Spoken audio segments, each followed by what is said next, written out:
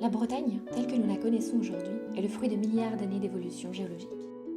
Il y a 20 000 ans, lors du dernier maximum glaciaire, l'extension des calottes de glace était maximale. Mais le climat se réchauffe et dès 11 700 ans, l'interglaciaire Holocène débute.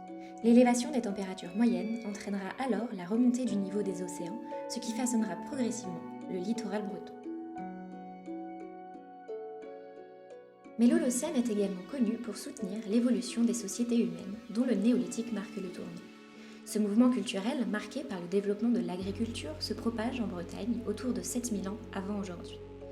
Les populations se sédentarisent alors, structurent leur territoire et prennent de l'ampleur, comme en témoignent les nombreux monuments mégalithiques présents sur le territoire. Dès lors, l'homme aura un impact de plus en plus croissant sur son environnement. L'objectif de ma thèse est de reconstituer ces environnements passés et ainsi comprendre comment les littoraux bretons ont évolué face à ces forçages naturels et anthropiques.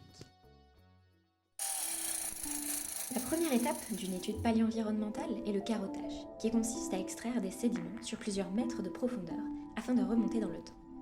Une fois les faciès sédimentaires décrits, des outils très résistants sont extraits, les outils palynologiques. La palynologie est l'étude des microfossiles à parois organiques dont font partie les grains de pollen. Ces éléments produits par les plantes à fleurs et les conifères sont fossilisés au cours du temps et permettent de reconstituer les dynamiques de végétation passée. L'influence humaine s'observe très nettement dans les spectres polliniques dès la fin du néolithique, à travers la diminution des pourcentages de pollen d'arbres marquant des phases de déforestation. À cela s'ajoute l'augmentation progressive des taxons dits anthropiques associés aux activités humaines. Ils regroupent les pollens de plantes cultivées telles que les céréales, de plantes adventices qui accompagnent ces cultures, ainsi que de plantes rudérales proliférant dans les milieux anthropisés tels que les chemins ou les décombres.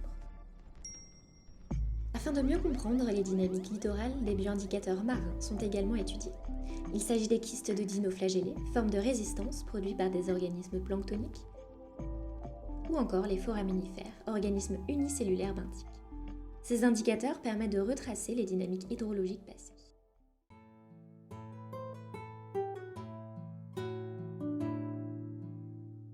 Les études paléenvironnementales sont des études multiproxy qui intègrent différents outils, que ce soit sédimentaires, géochimiques, palynologiques ou encore micro-paléontologiques, permettant de retracer et de mieux comprendre l'ensemble des paramètres impliqués dans l'évolution des environnements du passé.